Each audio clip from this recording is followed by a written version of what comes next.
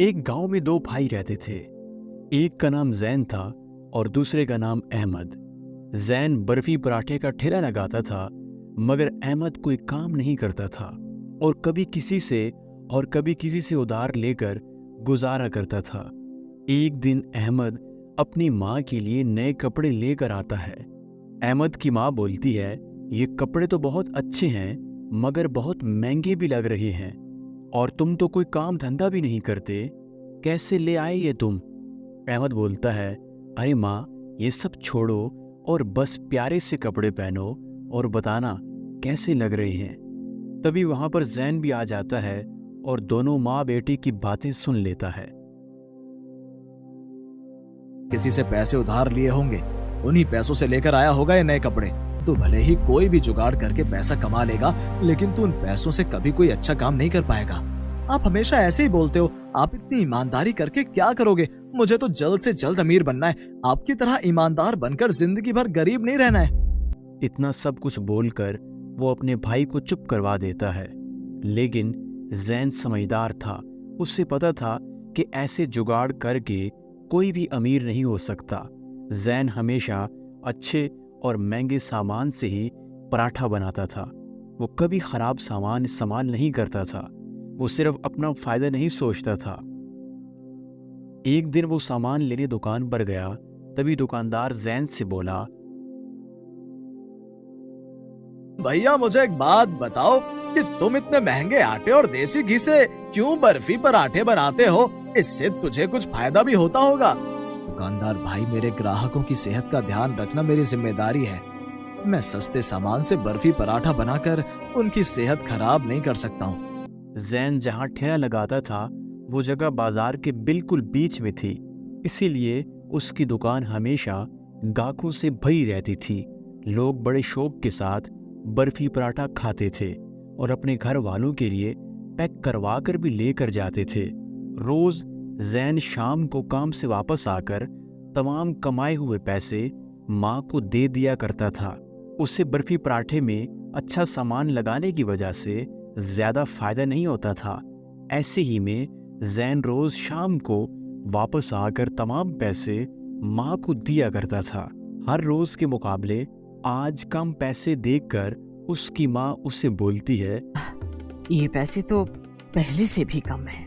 हाँ माँ, आज से आटे और देसी घी के दाम बढ़ गए हैं, इसलिए आज कम फायदा हुआ है। तो बेटा, तू भी अपने बर्फी पराठे के दाम बढ़ा दे। नहीं माँ, अगर मैंने अपने बर्फी पराठे के दाम बढ़ा दिए तो बहुत से गरीब लोग खरीद नहीं पाएंगे। बेटा, ऐसे तो हमें बहुत नुकसान हो जाएगा। कोई बात नहीं माँ, अगर गरीब लोगों को बर्फी पराठा बेचकर हमें कम फायदा होता है तो कोई बात नहीं। ये सब बातें उसका भाई अहमद सुन रहा होता है। भैया, आज के समय में लोग सबसे पहले खुद के बारे में सोचते हैं। ये बात आप कब समझोगे? मैं ऐसा कभी भी नहीं सोच सकता, और बल्कि मैं ये चाहता हूँ कि तुम भी एक ईमानदार इंसान बनो और सच्चाई की राह पर चलो। नहीं नहीं भैया, मैं आपकी तरह कभी नहीं बनना चाहता हूँ, क्योंकि अगर आपकी तरह काम करूंगा तो मैं कभी अमीर नहीं बनूंगा और मुझे जल्द से जल्द बहुत अमीर बनना है। एक बात का हमेशा ध्यान रखना कि तेरी वजह से किसी को कोई भी नुकसान नहीं पहुंचना चाहिए।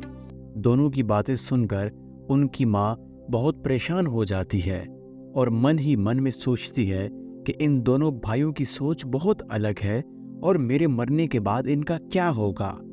एक दिन जैन की माँ को फोन आता है और वो रोते रोते दोनों बेटों से कहती है कि तुम्हारी चाची फौत हो चुकी है। जैन अहमद को बोलता है, जब तक मैं वापस नहीं आता तब तक तुम दुकान का ध्यान अच्छे से रखना, हमेशा अच्छे सामान से ही बर्फी पराठा बनाना। अहमद बोलता है, ठीक है भाई, आप फिक्र न करें, मैं बहुत ध्यान करूंगा। फिर जैन अपनी माँ के साथ चाची के यहाँ चला जाता है। अगले ही दिन अहमद ठेला लगाने जाता है। गाहक ठेले पर आते हैं और जैन के बारे में पूछते हैं और अहमद बताता है कि जैन भैया गांव गए हैं, कुछ दिनों में आ जाएंगे। ऐसे ही कई दिन बीत जाते हैं और सब कुछ ठीक ठाक चल रहा होता है। एक दिन जैन ने देखा कि सामान खत्म हो रहा है।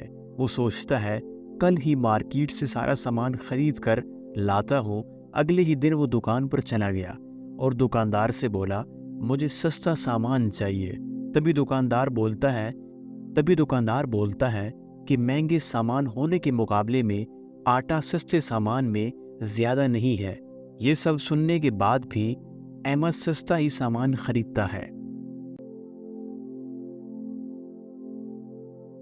अहमद ठेले पर आता है और रोज की तरह गाहकों की भीड़ लग जाती है और गाहक बर्फी पराठा लेने आते हैं। अब अहमद ज्यादा खुश रहने लग गया क्योंकि उसे जैन के मुकाबले ज्यादा मुनाफा होने लगा। वो ऐसे ही सस्ते सामान से बर्फी पराठा बनाकर बेचता रहा।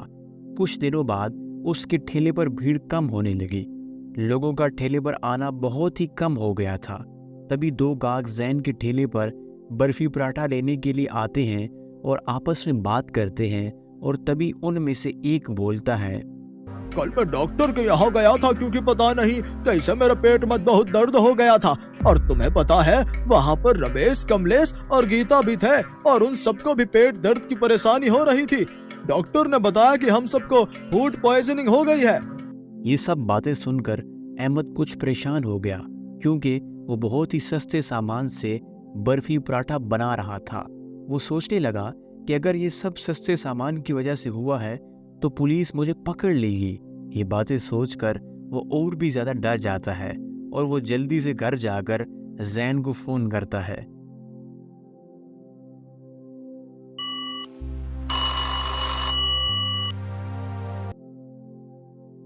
भैया, मुझसे बहुत बड़ी गलती हो गई है।